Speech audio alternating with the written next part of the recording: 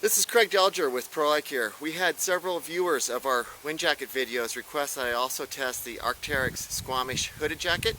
So I'm wearing one. I put it through our air permeability or breathability test, also our hydrostatic head test for water resistance, and I also tested the wind resistance. I'll share those performance results with you later. For right now, let's start off by talking about the fit and the features of this jacket. For fit, I'm wearing a size large. I'm a little over 6 foot tall, 175 pounds. I have a 42-inch chest and a 33-inch waist. There is plenty of room in this jacket. It is cut large enough for me to easily layer underneath it. Underneath it right now I have a Patagonia R3. I'll do a cutaway shot with me layering over a Montbell ultralight down inner jacket, just so you can see how easy it is to layer underneath this piece. Its weight is 5.5 ounces, which puts it on the heavy side of things. It's the heaviest of all the jackets we tested in our wind jacket performance tests. The question comes, did they use that weight effectively? Did they add innovative features or features that are desirable? The first feature I want to call out is the zipper. It's a YKK Vislon zipper. It's a number 3 size. All the other jackets we tested are YKK number 3 coil zippers. If you check out our earlier videos on Vislon versus coil zippers, we much prefer a Vislon or a molded zipper to a coil zipper. Having sold high performance, lightweight products for the last 10 years, over 90% of our warranty issues have to do with coil zippers failing. And so I much prefer a molded zipper, YKK Vislon in this case, and I was thrilled to see that Arc'teryx used this in the Squamish hooded jacket. Other interesting features, gussets underneath the arms and an articulated elbow.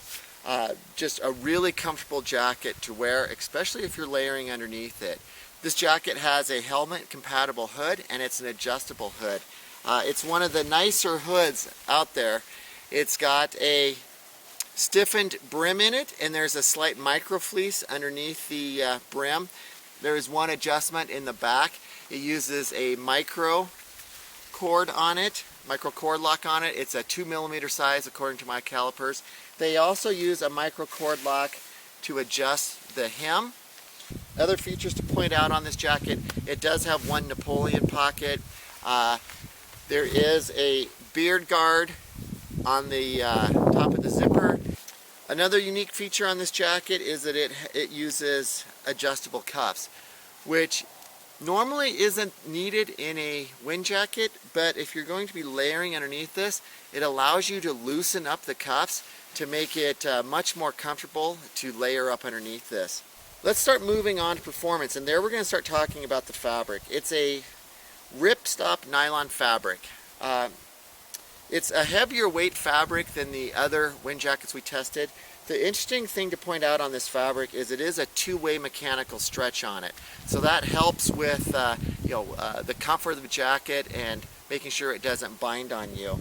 In terms of performance, the jacket is more breathable than the Patagonia Houdini, which if you view that previous test video, that was the most air permeable or breathable of the bunch. So this sets the new benchmark in terms of air permeability, which I appreciate because, as I said earlier, I'm going to be layering up underneath this. So, I want something that's very air permeable as my outermost shell.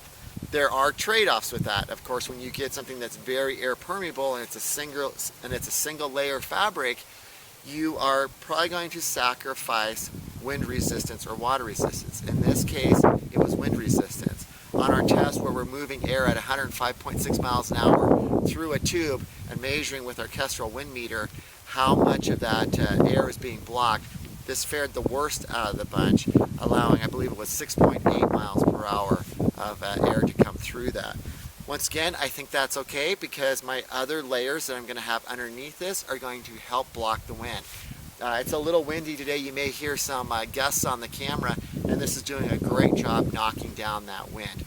In terms of water resistance, this fared just below the Patagonia Houdini, supporting a 200mm hydrostatic head before it started leaking, but it fared much better than things like the Montane Slipstream GL jacket. The Montbell Tachyon jacket blew us away with how water resistant of that jacket is supporting an 800 millimeter hydrostatic head, but it's using a highly calendared nylon, and there is no air permeability or breathability associated with that jacket. I'll have a video up on that jacket shortly. So how do I sum up the Arc'teryx Squamish hooded jacket? I believe this jacket targets more of an alpinist because of the helmet compatible hood and the additional features like the adjustable cuffs, because you're going to be layering up underneath it, and it's cut in a way that allows that, and has some features in terms of the gusseted sleeves and the articulated elbows and the stretch fabric.